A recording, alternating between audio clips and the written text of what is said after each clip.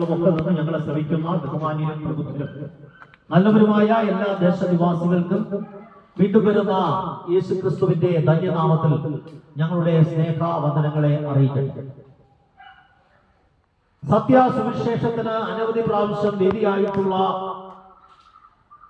അനവധി പ്രാവശ്യം സത്യസുവിശേഷം ഘോഷിക്കപ്പെട്ടിട്ടുള്ള ഈ പ്രശാന്ത സുന്ദരമായ ഗ്രാമത്തിൽ ഒരു പ്രാവശ്യം കൂടി ക്രിസ്തുവിന്റെ സുവിശേഷത്തെ പ്രസ്താവിപ്പാൻ ഞങ്ങൾ ആഗ്രഹിക്കുകയാണ്.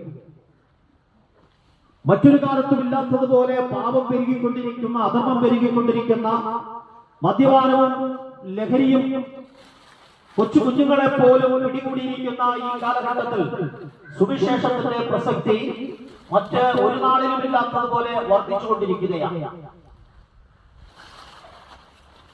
നമ്മുടെ നാട്ടിൽ മദ്യവും അതുപോലെ അതുമായി അനുബന്ധമായ കാര്യങ്ങളും ഒക്കെ കടന്ന് MDMA ഒക്കെ പോലെയുള്ള മാരകമായ രാസലഹരികൾ വ്യാപകമായി നമ്മുടെ ഗ്രാമപ്രദേശങ്ങളിൽ പോലും ലഭ്യമാകുന്നു എന്നുള്ളതാണ് യാഥാർത്ഥ്യം. പ്രായമുള്ളവർ മാത്രമല്ല, ഇനി കൊച്ചു കുട്ടികൾ വരെ, സ്കൂളിൽ പഠിക്കുന്ന കുഞ്ഞുങ്ങൾ വരെ ഇത്തരത്തിലുള്ള മാരകമായ ലഹരി പദാർത്ഥങ്ങൾ ഉപയോഗിക്കുന്നു എന്നുള്ള വാർത്തകൾ ദിനംപ്രതി നാം കേട്ടുകൊണ്ടിരിക്കുകയാണ്. മാത്രമല്ല, ഇതിന്റെയൊക്കെ കാര്യന്മാരായി പിടികൂടുന്നതിൽ നല്ലൊരു ശതമാനം സ്ത്രീകളാണ്. നമ്മുടെ സംസ്കാരം മാറി. ഭവനത്തിനകത്ത് ഏത് ഉത്സവം വന്നാലും, ഏത് വിശേഷം വന്നാലും അപ്പനും അമ്മയും മക്കളും ഒക്കെ ഒരുമിച്ചിരുന്ന് മദ്യപിക്കുന്ന അനുഭവത്തിലേക്ക് ഇന്ന് നമ്മുടെ നാട് മാറിക്കൊണ്ടിരിക്കുകയാണ്.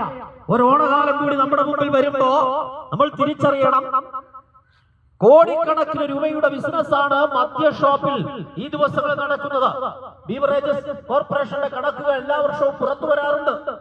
കോടിക്കണക്കിന് രൂപയുടെ മദ്യം വിൽക്കുന്ന ഉത്സവമായി ഓണവും ക്രിസ്മസും ഈസ്റ്ററും ഒക്കെ മാറിക്കൊണ്ടിരിക്കുന്നത് നമ്മുടെ നാട്ടിൽ ഇന്നത്തെ സാഹചര്യമാണെന്ന് മറന്നുപോകരുത്. വീട്ടിൽ പലചരക്കോ അല്ലെങ്കിൽ വീട്ടിലെ അത്യാവശ്യ സാധനങ്ങൾ വാങ്ങുന്നതിനേക്കാൾ കൂടുതൽ പൈസ ഇന്നത്തെ കാലഘട്ടത്തിൽ മനുഷ്യൻ മദ്യത്തിനു വേണ്ടി ഉപയോഗിക്കുന്നു എന്നുള്ളതാണ് യാഥാർത്ഥ്യം. ഇത്രയേറെ ലാഭത്തിൽ നടക്കുന്ന വേറൊരു ബിസിനസ്സും ഇന്ന് കേരളത്തിലില്ല. കഴിഞ്ഞ ദിവസം നിങ്ങൾ പത്രത്തിലും ടിവിയിലും ഒക്കെ കണ്ടു